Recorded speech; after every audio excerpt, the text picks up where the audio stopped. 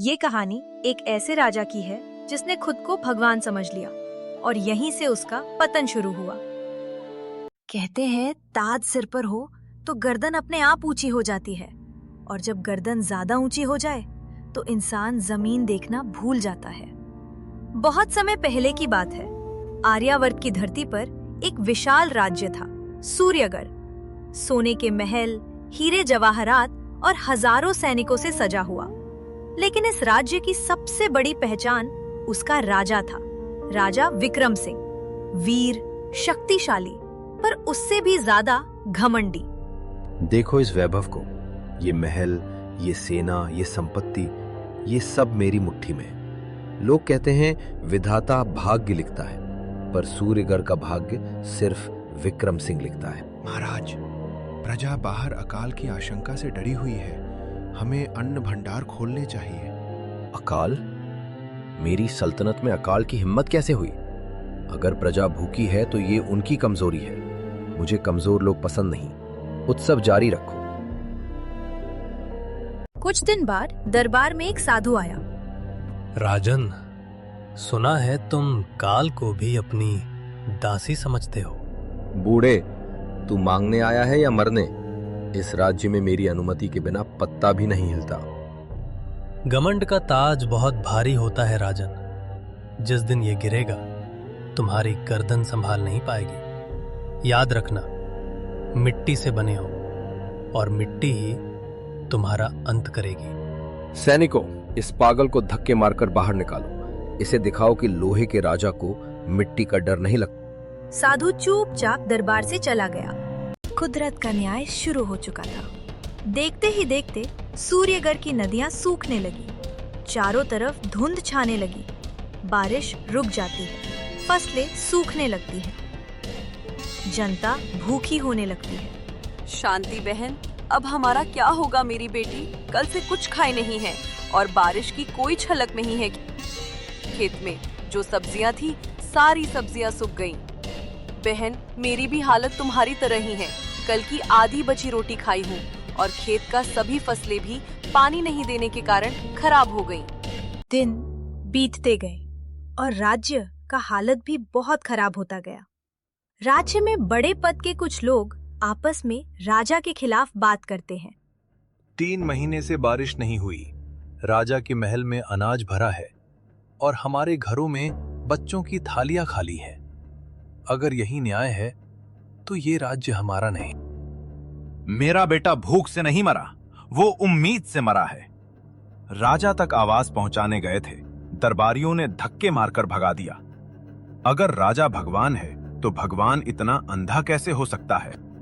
राजा कहता है कमजोर लोग मरते हैं। आज अगर हम मर रहे हैं तो याद रखना, कल राजा अकेला मरेगा। राजा को किसी ने धोखा नहीं दिया, उसने खुद को धोखा दिया है।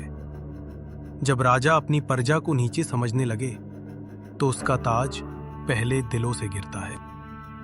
हम राजा के खिलाफ नहीं, पर उसके घमंड के खिलाफ हैं। हम कर नहीं देंगे, हम सेना नहीं देंगे, हम डरेंगे नहीं। मंत्री डरते डरते राजा के पास खबर पहुंचाने जाता है।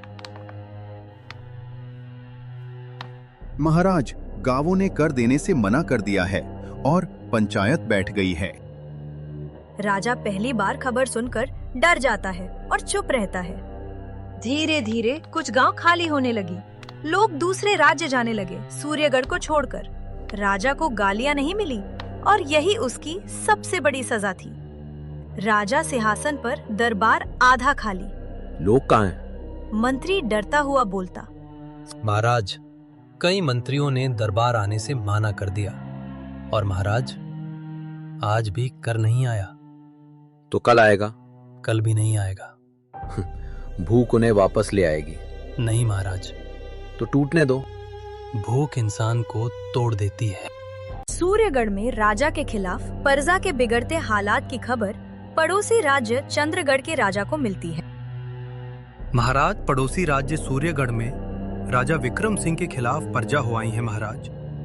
हाँ महाराज, मेरे गुप्तचरों से बात चली है। सूर्यगढ़ में कुछ गांवों के लोग राज्य छोड़कर दूसरे राज्य पलायन कर रहे हैं महाराज। अही सही समय है सूर्यगढ़ पर हमला करने का महाराज। हाँ महाराज। तुम लोग सही बोल रहे हो मंत्रियों। महाराज, एक बहुत बुरी खबर है। पड़ोसी राज्य चंद्र हमारी सीमाओं पर सेना जमा कर रहा है। खबर तब बुरी होती है जब राजा कमजोर हो। महाराज, हमें संधि पर विचार। संधि? सूर्यगढ़ किसी से डरकर कभी झुका है क्या? महाराज, हमारी सेना पूरी नहीं है, जनता नाराज है और सैनिकों का मन टूट चुका है। राजा गुस्से से खड़ा होता है। सैनिक राजा से नहीं, डर से लड़ते हैं, और डर मेरे नाम से पैदा होता है। डर से लड़ाई जीती जा सकती है महाराज, पर बिना विश्वास के नहीं। बस एक और शब्द बोला तो तुम्हारी जुबान काट दी जाएगी। यही वो पल था जब सच्चाई दरबार में थी और राजा ने उसे खुद बाहर फेंक दिया। राजा विक्रम सिंह अकेले युद्ध करने जाता है। राजा विक्रम सिंह को अकेले युद्ध में देख पड़ोसी राजा का मन बदल जाता है। वो युद्ध तालन देता है। अरे इस अकेले से क्या युद्ध करें? इसे तो इसके प्रजा और सैनिक राजा मानने से इनकार कर दिया। चंद्रगढ़ के राजा अपने राज्य लौट जाते हैं और विक्रम सिंह भी अपने महल लौट आता है। राजा विक्रम सिंह अपने आप से बात करता है। क्या मैं राजा हूं? मेरे प्रजा और सैनिकों ने मुझे अकेला छोड़ दिया। जो कल मेरे नाम से डरता था वो आज मेरा अपमान करके चला गया। राजा को रात में नींद नहीं आती है। राजा उदास सोचता है। तभी राजा को साधु की याद आती है। क्या मैंने साधु का अपमान किया क्या? इसी कारण मुझे भी आज अपमानित होना पड़ा। मुझे वो साधु से मिलना चाहिए। राजा दिन में साधु को खोजने अकेला जंगल जाता है।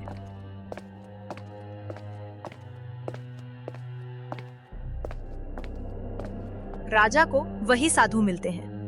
मैं सब हार गया, मुझे क्षमा कर दीजिए बाबा। नहीं, तू बस अकेला रह गया है।